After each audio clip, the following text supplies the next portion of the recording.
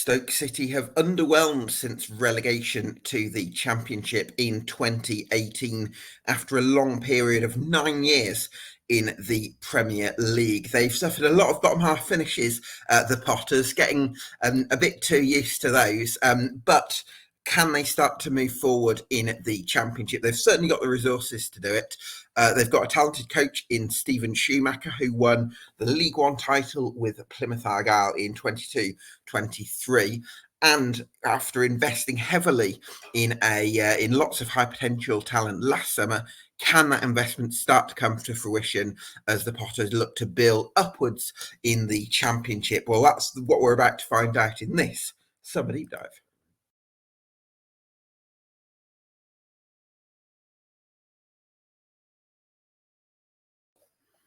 Yes, welcome along to this Summer Deep Dive here on EFL Debate, one of 72. We're doing club by club between mid-June and mid-July. Already the full set uploaded for League Two to YouTube and to Spotify, as well as almost all of them for League One as well. But so get yourself subscribed. But for now, I'm delighted to be joined by Mike from the Every Step Along the Way podcast on Stoke City. Good evening, Mike. Thank you so much for your time. We really do appreciate it. Is this going to be the season where Stoke City start to live up to their billing in the Championship? Well, as always, we blink and hope so, right? You rightly point out, Gabs, that since relegation, me and you spoke a couple of times, and there's been a few false dawns. There's been a few managers and stuff come in, number of players. I think 25 players or something we ended up signing in total last season.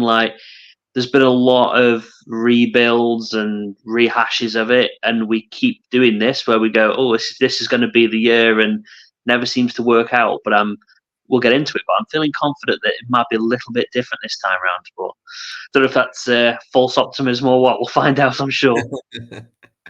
What do you feel this time around that you haven't felt in previous years, Mike?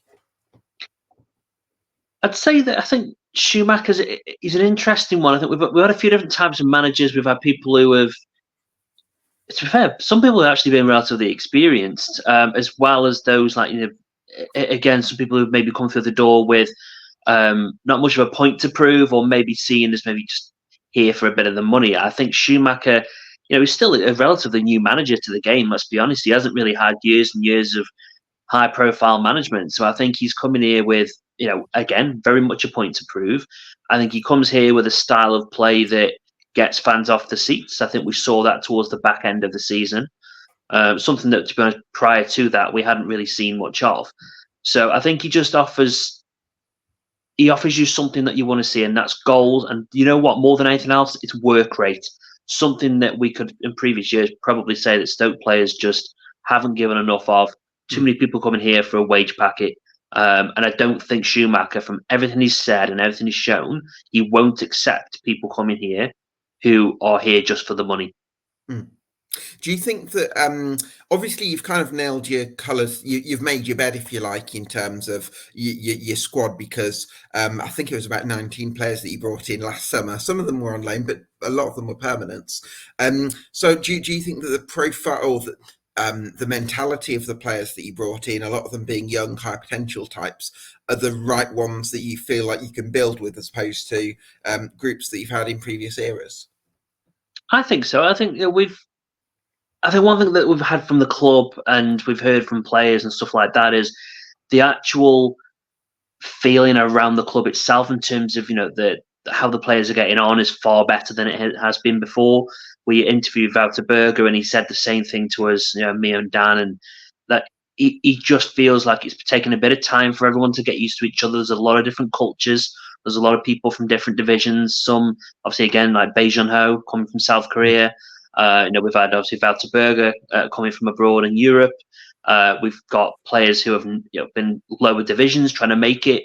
And when you have that much upheaval in terms of the number of players, but also everyone having to find their form and find their feet in the Championship, I think it's very, very difficult. So I do think that's one thing now we can turn around and say, is that the players are comfortable. We're not looking to sell 10 players and bring in another 12 this summer. That's not what it's about.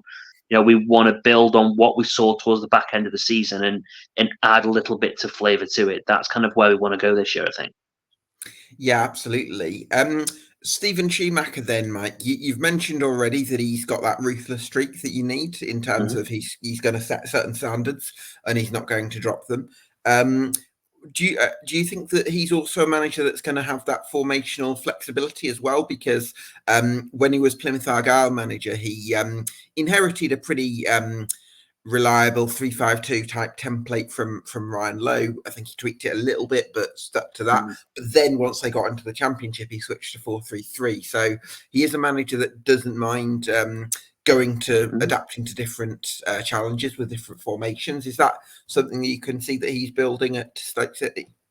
Yeah, absolutely. I think he showed a lot of tactical awareness when he came in, right? So when he came in, I think what he tried to do, and I think he openly admitted this, he tried to try and play his way with the players that he had. And I think he very quickly realised that actually the players that he had at his disposal weren't ready to play the way that he wanted to do. So he then had to make do with the formation that we were previously put into, which was more of that kind of wing back play. You know, yes, okay, you can turn around and say that we had Keanu Hoover who could do it, but we had no left back last season, and we were trying to play and shoehorn players in. You know, he didn't just come here and be stubborn and say, right, it's my way, this is how it's going to be. He Mm. accepted the fact that he had to play in a different way, made the most of it, and we had some cracking results towards the end of the season. You know, you go away and beat Hull, and some Mm. games that probably for a lot of people we should never have won. So I think it showed the ability that yes, he wants to play his way, and you'll see that I think this coming year.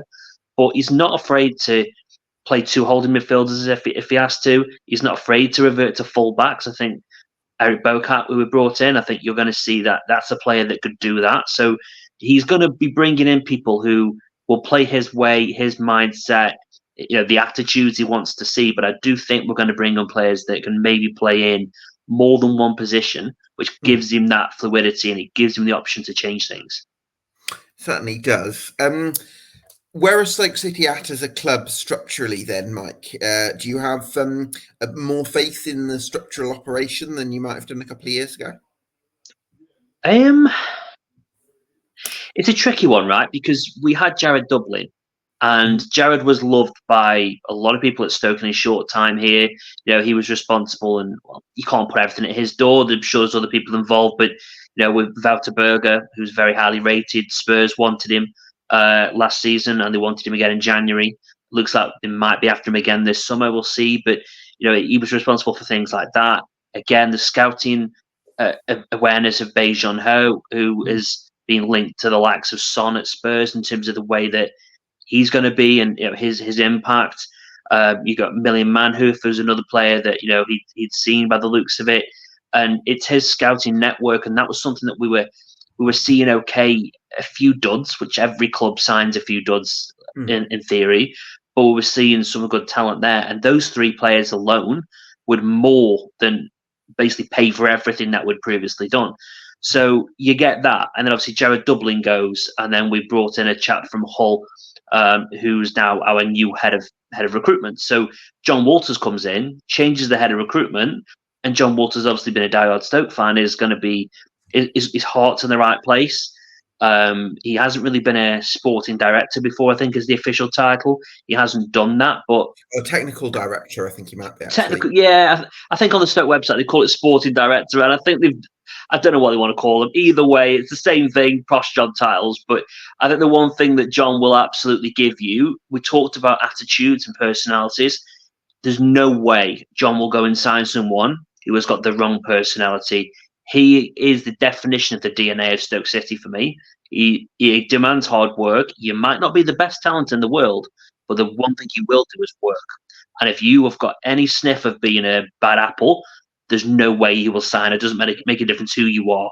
I mean, I'd probably argue it might not have even sounded an Arnautovic back in the day with his reputation, but clearly that one worked out well. So I do think there's a good structure, but there's a very key to this, Gabs. We've changed a lot in the recent few years.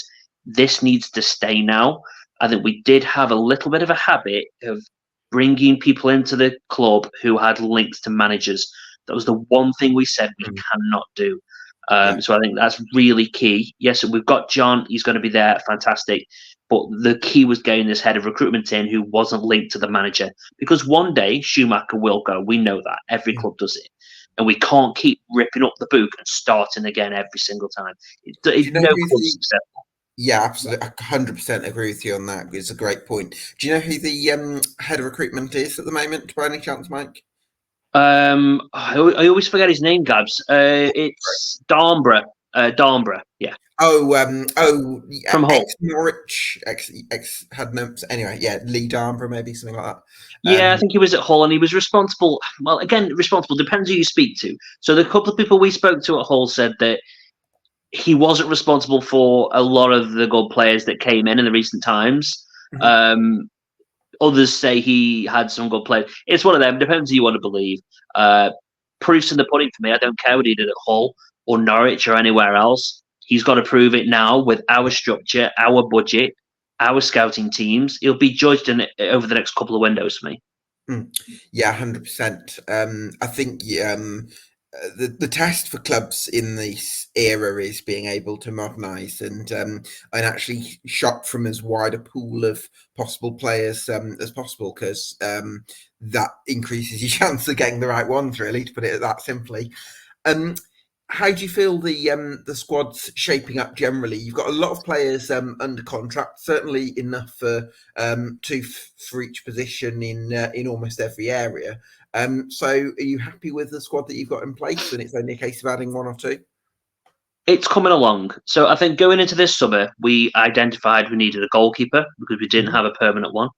Well, we do, but yeah, not good enough. Let's put it that way. Jack Bonham, as much as he tries, he's not a top goalkeeper at all.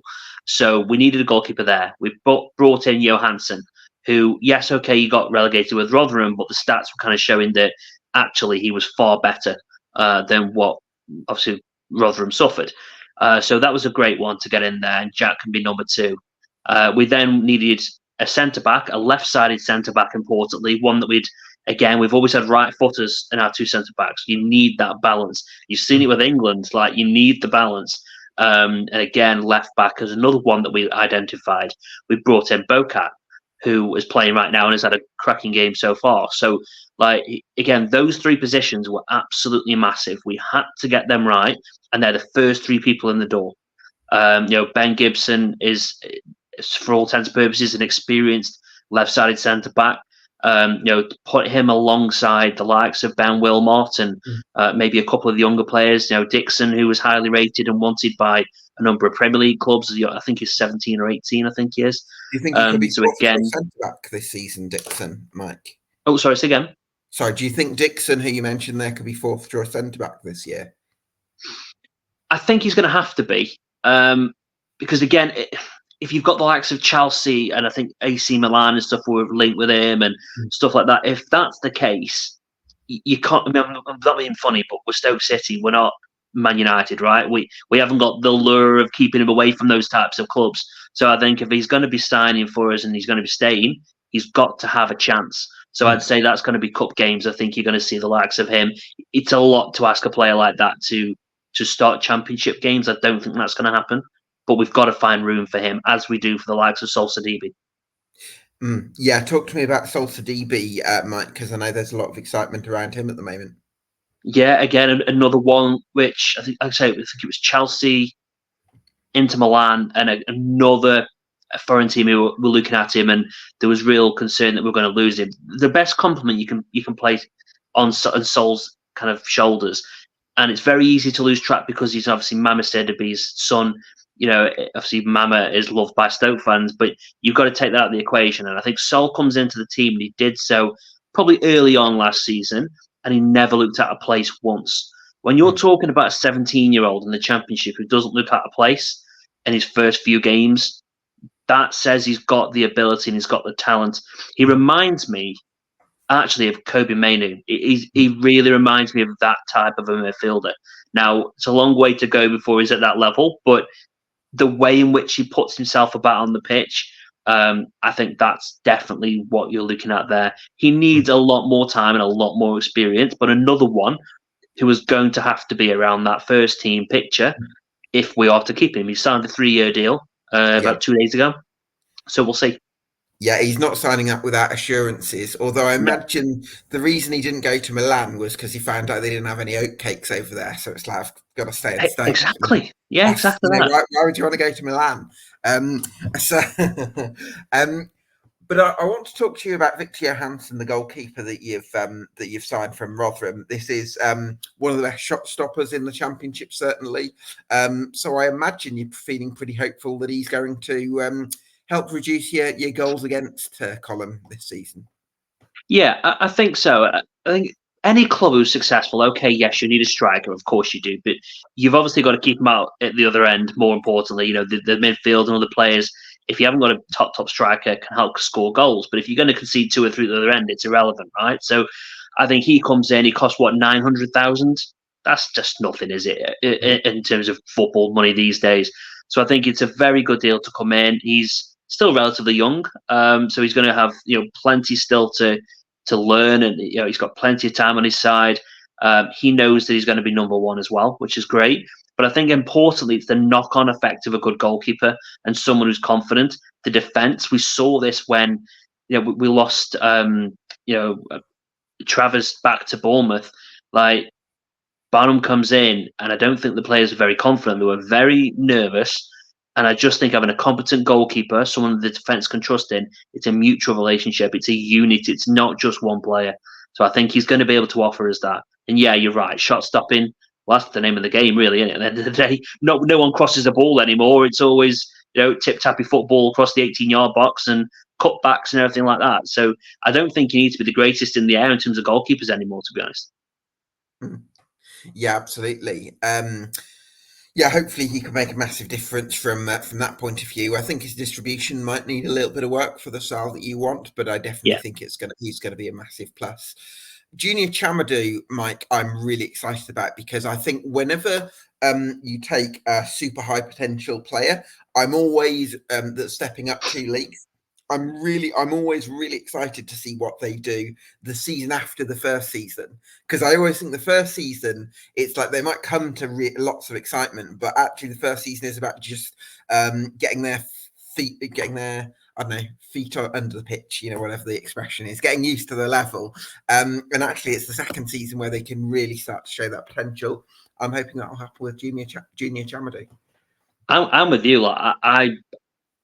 He came in, I think this might have been towards the start of Schumacher's reign. It's hard to remember now. It's all merged into one. But when he first came in, he was having a chance, but he was having a chance more on the left-hand side, because, again, we've had no recognised left-back. So we've got traditionally a right-back player on the left.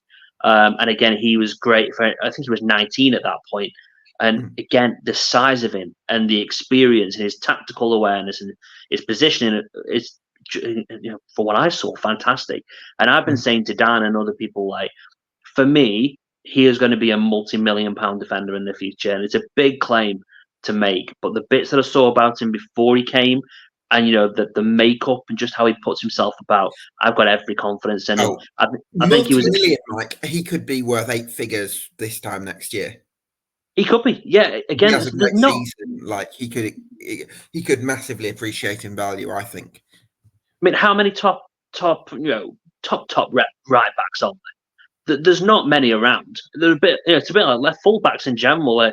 There's not many of them around, and I think he was so unlucky he got injured, because if he really, we need somebody to put pressure on Keanu Hoover, because Keanu really, for me, had a great start to the season. He was very mediocre throughout the middle of it, and then a good end to it as well. But in that time, we really had no one. We had Lyndon Gooch trying to do his best, and he did do his best. But he's no junior for me. So this season, I think you'll find that Junior is going to be our number one right back, and we'll probably try and find somebody else to bring in at right back. Or Lyndon Gooch might just have to do until January. We'll see. Yeah, that makes sense. So central defence, then, we've talked about bringing in the experience of Ben Gibson. You've also got Rose and Wilmot there. So are you and Dixon, who we've touched on. So are you happy with how the centre back spots are looking? Oh, sorry then, Gabs. You had a bit of a robotic voice at the end of that. Sorry. Oh, sorry. Are you happy with how the centre backs positions are looking?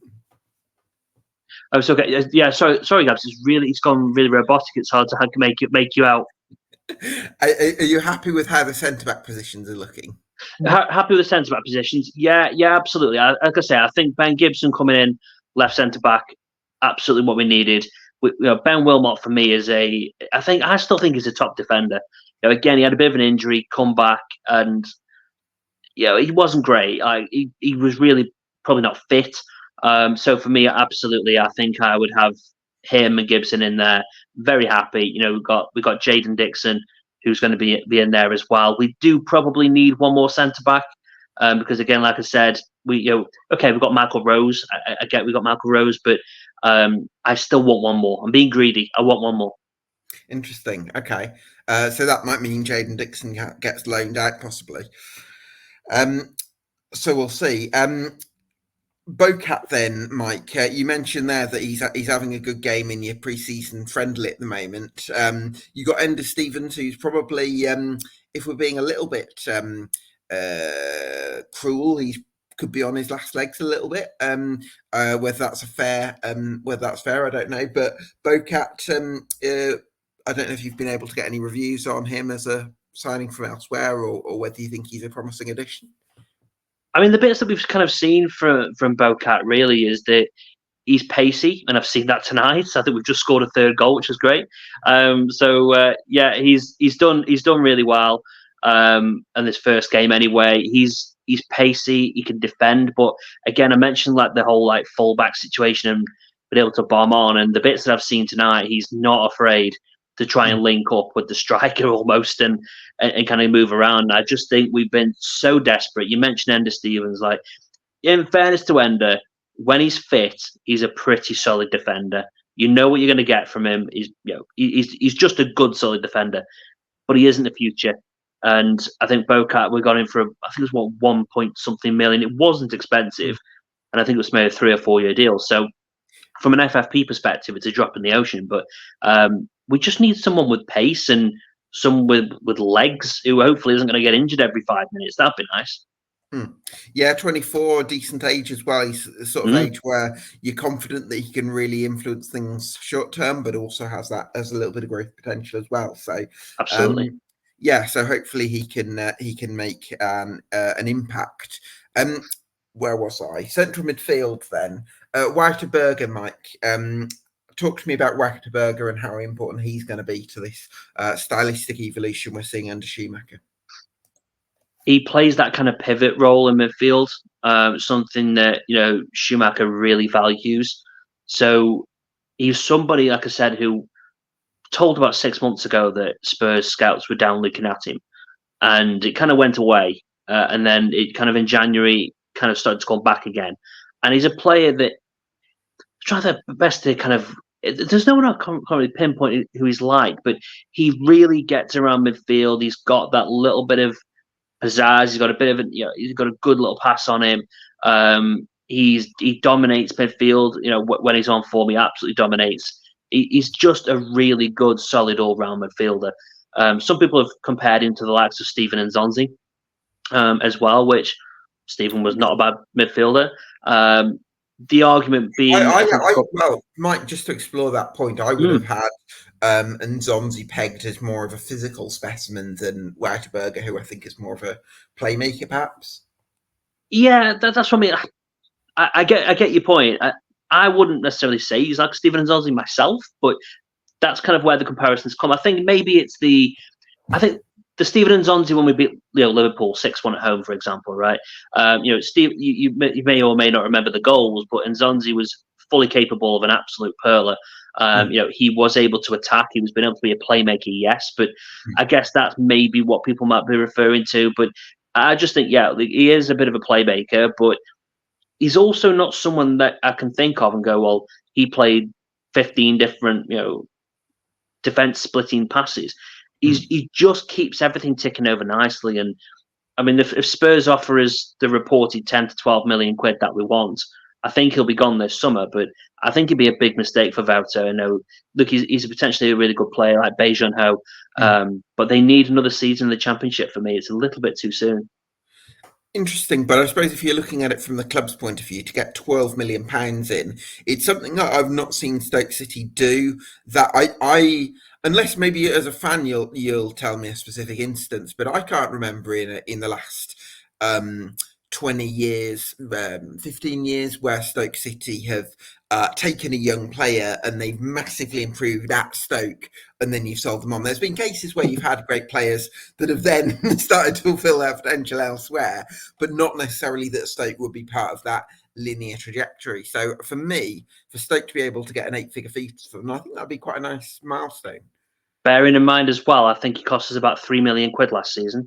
So to get 10 to 12, I totally get why the club would entertain that. And you could argue that you can go and get yourself two really good players. And hell, we need a striker. We haven't really got one, really. Yeah. So there's, you go to Schumacher, there's 10 million quid, help yourself. That'd be difficult to turn down, right? Yeah, certainly would. Mike, what I think you want your in this midfield three that I'm just looking at the moment, you want your really technical players like Wouterberger, who the game can revolve around and links up play so well. But you've also got you've got real talent that we've spoken about in Sol Sidibe, but then you've also got experienced championship players there like Ben Pearson, Lewis Baker, Daniel Johnson, Liam Thompson, Josh Loren. But I'm wondering, actually, in an ideal world, would Stephen Schumacher actually want a bit more quality in that midfield and one or two a bit more like Wouterberger, possibly? There's not many Wouterbergers around. No. I think that's part of the problem. You know what? I don't think centre midfield is going to be an issue. Jordan Thompson, and I was a big critic of Jordan Thompson. I'm going to be honest with you. Under Michael O'Neill, and to be honest with you, Alex Neil, I think under them he looked lost. He didn't know what he was doing. He was a liability. Last season, Thompson was the most consistent player for me overall throughout the entire year. He's a really solid midfielder. We've got Lewis Baker. Like, a lot of people forget about Lewis Baker. And he could potentially be staying. Josh Loren apparently is attracting interest from elsewhere, so that might force our hand if Josh goes. But I think we're quite How much would you get for comfortable. Josh Loren, do you think? You won't get much. I'm not, and that's no disrespect to Josh. It might be a million or two, and if pushing it, like it'd be pure profit with him again, FFP related. Like, we didn't pay anything for him. Sure. But it's gonna. I don't know. He seems to be a focal part of what Schumacher did last season. So I would be a little bit surprised if we do sell him. But again, if someone gives us a couple million quid, it's probably not bad business. Again, we've got quite a few centre midfielders. We could last until January. But again, the caveat here really with things, Gabs, we have to keep Beijing-Ho, we have to keep Wouterberger, and if we can do that, I don't think we necessarily need to go out and get another one. I would just say though, if you did cash in on Wouterberger, I don't see oodles of creativity in this midfield. No, Like Ben Pearson isn't the proposition he used to be. I'd probably say the same about Lewis Baker. I'd probably say the same about Daniel Johnson. I think Thompson can do a solid job, but I don't think Josh Laurent's got a great work ethic, but I don't know. If you're looking for, when Stephen Schumacher was at Plymouth Argyle, he had a roaming playmaker called Luke Cundle, and then a really advanced playmaker, a really sort of advanced operator called Finn Azaz, who really made things happen in the final third. And I think Berger is a great player to have, but then if he goes, I don't know. I think the midfield's there is lots of midfielders, but it's actually looking a bit dry to me. I think he's going to want to get Luke Cundle back, because obviously we had him on loan last season. Of course, yeah. Yeah, we had him on loan, and I'll be honest, actually, he looked like a lost puppy for a lot of the games. The last 3 or 4, he was exceptional. Like, again, you talk about creativity. He was contributing, I think, with a goal or two. He was probably one of the best midfielders. Everyone was raving about him. I think I was trying to remember how much we were quoted from Wolves now. I think they wanted something like 5 million quid for him, and I think Stoke were like, no chance. Like, we haven't got that money to spend right now on an attacking midfielder. Mike, let me put this to you. You cash in on Wouterberger for 12 million. You use 5 of that to get Luke Cundle, and then you spend another 3 on trying to get another Whataburger. So instead of having one brilliant creative player, you've got potentially 2. There's a lot of faith going into the recruitment team here. From the 19 players we signed the previous season, we would have probably kept 5 or 6 of them. So based on that, do you trust them? And I don't think we know the answer to that right now. You've got to trust them, but when are you going to get that money again? If that doesn't go and get spent well, I wouldn't spend 5 million on Kundal. I've not seen enough to justify it. Okay. That's a lot of money in Championship, a £5 million It is. midfielder. It is. It's not worth that. Just on that trust point, though, Mike, let me kind of put this to you, because I agree. Like, in terms of the signings, they've not all come off. But if we look at, okay, you've brought in your Ender Stevens, your Ben Pearsons, your Michael Roses, Danny Johnson, who are all being brought in with, they've got to deliver right now. But I also think there's players like Andre Vidigal, who's 25, adjusting to a new league. Ryman May, who's 26, adjusting to a new league. Nikola Jojic, who is a young player, so that's one of the 19, but you wouldn't necessarily expect fireworks straight away. Mehdi Lewis, who's adjusting to a new league. Junior Chamadu, who's stepping up 2 leagues and is only, like we mentioned, 19-20. It's actually, you're going to judge him maybe a little bit further down the line. Million Manhoof is only 22. So these are actually young players that you might not necessarily want to judge straight away. And some of them are other players that have gone into the under 21. So I don't know. I think it's easy to say 5 or 6 that have like really stood out. But I also think there's a few where you've actually got to give them a bit of time and say, no, there was a bedding in period last year, and let's actually give them a chance. No, Gabs, look, you are spot on. Like, I think the problem, you see, it's probably easy to be naturally more critical because of last season. We were in a real serious situation of we look like we're going down here. Every week it wasn't getting better, and as I say, I think it was that last 5 or so games. I've tried to block it out of my memory, if I'm honest, but that kind of last 5 or 6 games, we're on, like, I'm trying to think now, was it 4th in the league for form? Like, we totally turned it around, and that's where you saw the potential. Like you mentioned, Million Manhoof, he is exceptional at times. Honestly, like what we saw from him, if he can do that over the course of next season, there's another multi-million-pound transfer potentially. So, as much as we criticise them for it, you're right. It's early days for a lot of them. We could end up with 4 or 5 £10 million plus players if everything goes perfectly. But you're right. Like there's a lot of people. You can't underestimate how difficult it is in this league to get up to speed and the culture, and moving families across the world or not seeing families all the time. I think it is very easy as a fan to forget about those little things, which for us are little things, for the players are big things. Yeah, absolutely. I think that's a really important thing for clubs that definitely for clubs that want to go for younger players, or for clubs that want to go for a foreign sort of recruitment policy. You've got to think about the human element and how can we make the integration process easier and have that human touch. So I think that's really important that Stoke have that, and hopefully they do. Can you mentioned Million Manhoof there and how much potential you think he has to have a really big season this year. Just talk to me a little bit about how good he is at his best. Yeah, he's a very much a two-footed, right-hand side.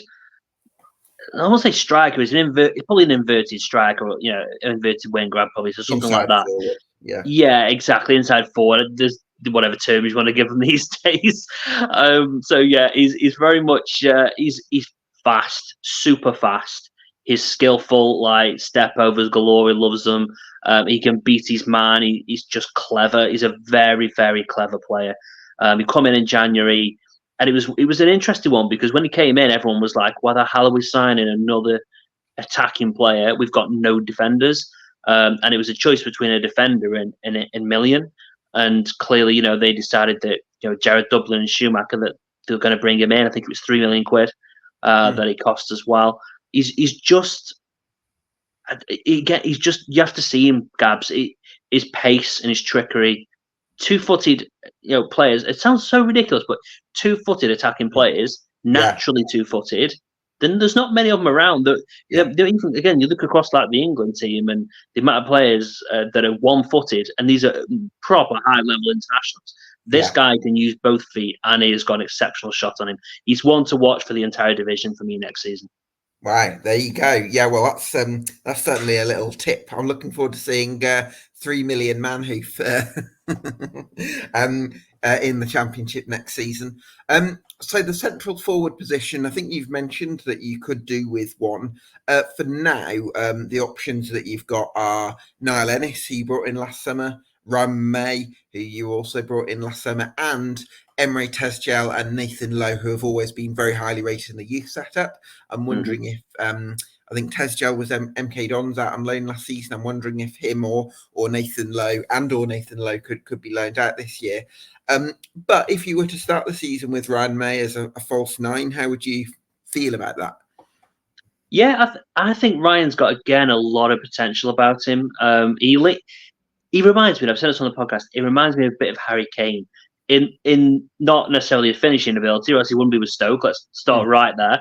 But in terms of his ability to drop into midfield and link up play, he did that a few times last season. We scored off them. Birmingham City away did it perfectly. He did it a number of times. So I would be happy. We saw it last season.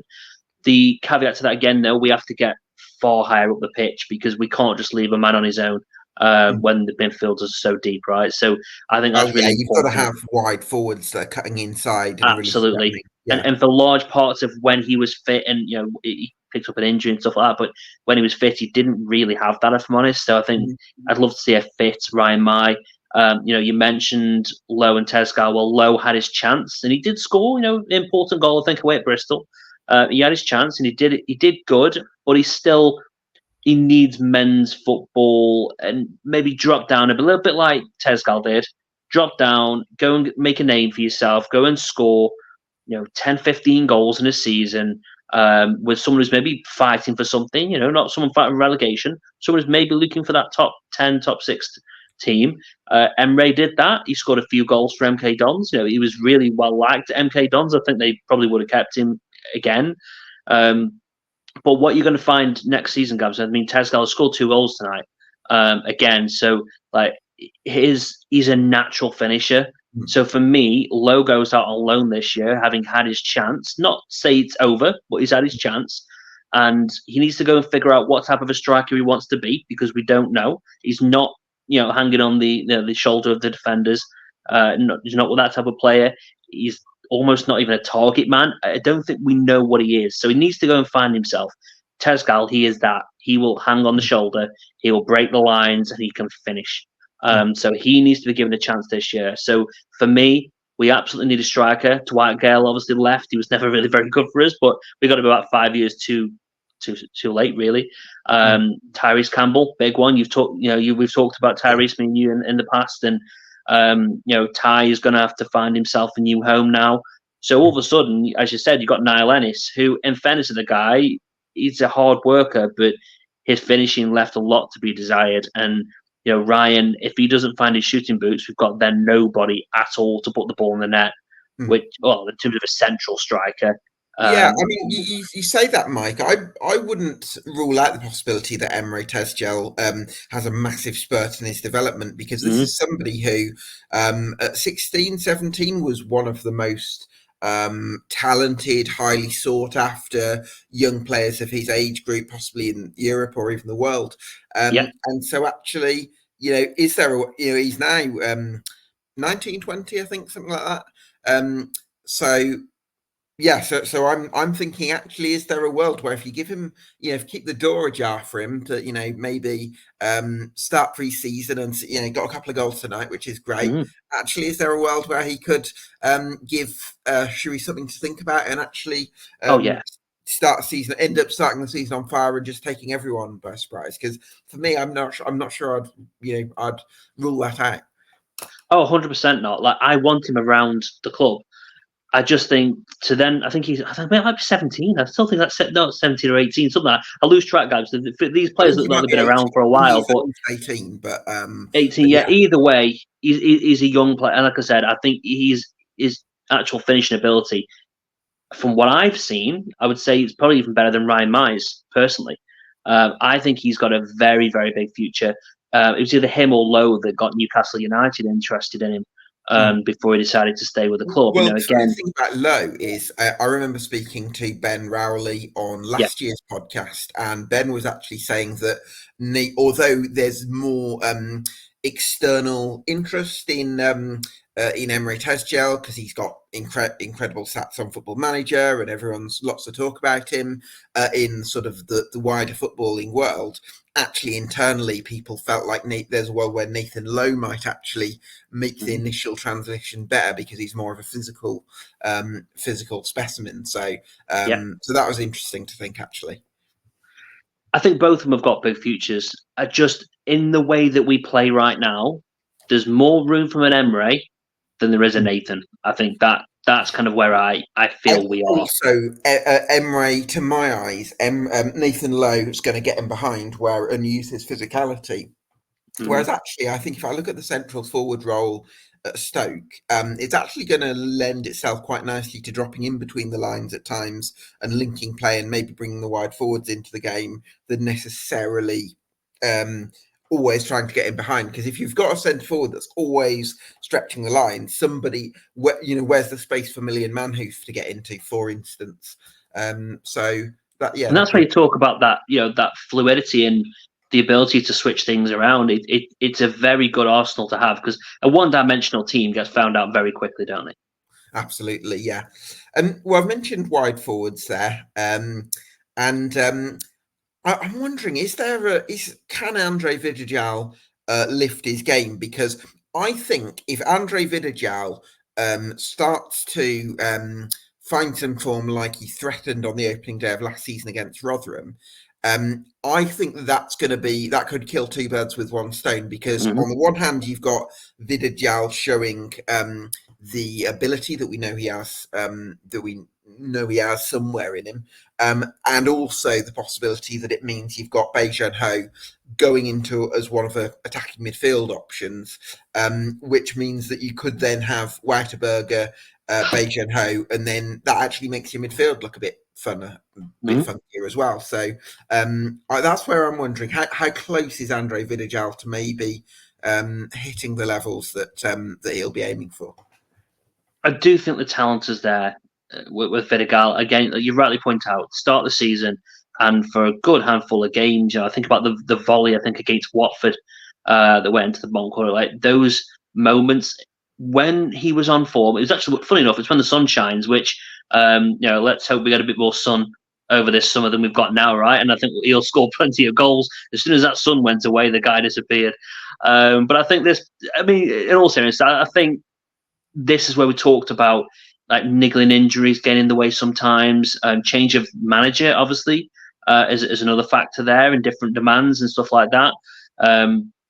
Again, culture, getting used to the country and things like that. There's for me, there must have been an outside factor for him to drop off so much. He was able to stretch that play on the left-hand side, bring other people in. His finishing ability, it was one touch, one shot, one goal. Like, again, someone else who knows where the net is. It costs us next to nothing. It's 400,000, right? So it's not even. There's no financial liability there. But I think you're spot on, Gabs. Like that could be another one that, maybe, as you said, maybe he goes on the left and Beijing Ho comes into the middle, and maybe if we have to replace Berger, and maybe he can change around the midfield a bit, and all of a sudden, then you've stumbled on magic out of nowhere. Like, I think we need to see more from Andre. He really dropped off a cliff to the point where I think he scored one goal around Christmas, and I don't think he scored again after that, from memory serves me right. So he's got a future. He needs more time, but he needs to turn up, I think, in the first half of this season. Otherwise, he's just going to be gone in January. I think they'll very quickly turn him over. Expectations for this season, Mike. Is it about how much of it is going to be dictated by the results and specific finishing positions, and how much of it is going to be dictated by stylistic, developmental, and cultural progression? I want to see a balance to that, and I know that's a lot, probably asking a lot. I think most fans, if they were to be honest and just try and be reasonable about things, we have finished 16th, and I don't think we finished above 14th since we got relegated. I personally think the expectation should be a top half finish, and you've got to start there. Again, like you've pointed out, we've had players to get embedded. We don't know if they're going to embed themselves and be wonder kids, or just happen to be complete flops that we're going to have to rehash our transfer plans again. So I think definitely need to find the top half finish, however it happens. And then what we need to see, importantly, wins at home. Our home form was awful last year. People were not happy at all. And going away from home, the fans were far happier, and I think the players were far happier. So we need to turn around the Bet365's environment again, something that we've been known for in the past, whereas we're probably more known for being like a morgue than we were an actual football stadium, to be Mike, honest, at times. Do you think Jonathan Walter's relationship with fans makes a difference to that? Yeah. A sense of connection to the club, having him. Yeah, 100%. When John came in, we were in a really bad place, and he sat down with the players. He had a meeting with them all, and reminded them of the culture, reminded them of what the local area expects, what the fans expect, and importantly, what he expects. And from that moment, it turned around. So I think you can definitely say that he wasn't all John Walters, but you can definitely say that he reminded everyone of what he expects, and the fact that everyone was performing badly. So I do think we need a top half finish. I think we need good attacking play. We need an identity, Gabs, because we didn't really have one. Like, we were just shoehorning away through games wherever we could. We've not had one for a long time, I think, Mike. No. Even if we're going to be we won't accept hoofball anymore, right? It's not the Tony Pulis days. As much as I love Tony to death, he's the best manager in our history for me. But that said, like, that would not fly now. We know that.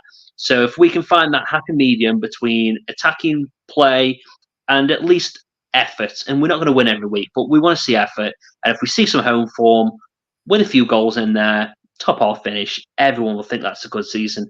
And who knows, this division, you only take a bit of a good run after Christmas, and all of a sudden then you're on your way to potentially flirting with the playoffs a little bit. So give us a playoff run at best, and regardless of what happens, I'll be happy with that. So if we're saying the expectation is a top half finish, I'm looking at how close you are to a best 11. I know it's not all about the best 11 because you've got to think about depth, injuries, all that. But if we were to simplistically put it down to a best 11 and look at how close you are to 11 that I'm super confident in is top half sort of standard, I think, let me know what you think about this. I think Victor Johansson's definitely good enough. I think Junior Chamadou, I'm expecting him to have a big season.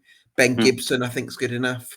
Weiterberger and Beijing Ho would be another one I'm super confident in, but with the caveat that the likes of Andre Vidijal, Ryan Mamey, Million Man Hoof, there's players like that, Bocat as well, and maybe one of the centre backs could all possibly get there. But that would be my sense. I would think you've got about 1, 2, 3, 4, 5. I think you've got about 5 players that I'm super confident in, but there's a few unknowns maybe with the rest. Yeah, I think that's pretty fair. It's fair. I think you can probably commit to that number. I think beyond that, you've just got to hope that some people turn things around and are able to take that step up. I would say, to be honest, I think the players you've mentioned there, I think that we get in a number of different teams within this league. I think the key to us now, I think we've sorted out the defence generally. We need that striker, and we've got a bit of money to spend this year. So if we can give ourselves 5 to 7 million quid on a striker, and then we've got Ryan and we've got Tezgal, I think you can at least take that to January and see where we are. I think we won't be an awful long way away in this division if everyone clicks. Which I suppose that might go for another 20 other clubs, right? But still. Yeah, absolutely. I think as well. By the way, just with the striker position again, I do feel like there's a chance Tejsgel comes in and could do it. We'll see. But my biggest reason to be most, and this leads me on to my next question. Actually, the biggest reason to believe you'll meet your ambitions this season, for me, it's actually the fact that it's the players who you signed last year that I think are actually going to be better because having had a year to acclimatise in different ways. Yeah. I think that's definitely a fair point. I think if we can just try and keep hold of what we've got as well, Gabs, I think that's important because we've shown, haven't we? You know, if you go back, I saw a list since we got relegated. I think we've signed something like 100 players or something stupid like that. It's absolutely obscene, and you can't keep replacing your entire 11 every single season. Like this summer is going to be about keeping everything we've got and contributing with 5 or 6 quality players. We've done it in defence, we've done it in goal. We've generally, I'd say, we've probably got it in midfield as long as we don't lose, Bejan Herwalberger. We've got Manhoef who came in January. I think we are really just missing that star striker. We get that star striker in, I think everyone else around it will be able to get a very good unit together. I really don't think we're that far away. If you could only sign one more player this summer, it would be a striker, and we would have more than enough to get us through to January for me. There you go. Biggest reason for doubt? We've been here before. That's the only way I can put it. We've been here before, Gabs. There you go. Simple as that. Mike, I'd like to get either. Well, what would be your prediction for the season if I had to push you for a specific prediction in a 1 to 24? Ninth. Ninth. There you go. Okay, and then give me a number between 1 and 10 to denote your level of optimism for the season ahead. It's got to be high, right? I think everyone's got to be optimistic going into the season. I want to say it's a good 7.5. I think, 7.5. We've got the building blocks. I think we've finally got a manager who knows what he's doing and isn't afraid to try new things and give us a team worth getting behind. We've hopefully got a settled structure now. We've got owners that we know back us anyway, so there's no issues on that front. I think we might start to finally settle down. And if we do, and we don't have any more dramas like heads of recruitment leaving or people annoying people behind the scenes and getting everyone's backs up and forcing them out the club and all this, but if we don't have any of that nonsense, and we can just focus on being a united club, I think we'll be only more successful next season. Well, let's hope that's the case. Podcast plans for next season? You got things lined up? Yeah, absolutely. So we've got Phil Rawlins, who was the ex-Stoke City director from back in the Icelandic days. So we've got a podcast dropping tomorrow, obviously Friday. But we're going to be speaking to him. We'll then got the second part of that as well. We spoke to, I can't be careful here because I'm not allowed to say who they are. We've put it this way, I've mentioned them on this podcast, very senior, and he'll be coming on at some point in September probably, which generally it doesn't get too much better than that. So we've got him coming on. We've got another couple of ex-Stoke players who everyone loved, who should be coming on. So we've got another very busy year ahead, but really, really positive, guys. Brilliant. Well, listen, Mike, keep up the great work with the podcast. Absolutely love the stuff that you do there. So, keep up the good work. And I implore everyone watching this to get following Every Step Along the Way podcast on Stoke City. You can also subscribe to EFL Debate on YouTube and on Spotify. If you've watched this on YouTube, drop in the comments what you think Stoke are going to do in the Championship next season. Maybe even drop us a like as well, because that would help us out a lot. Similarly, if you've listened on Spotify, do leave us a review, because especially if it's a positive one. And we'll see you again here on EFL Debate for another Summer Deep Dive very soon.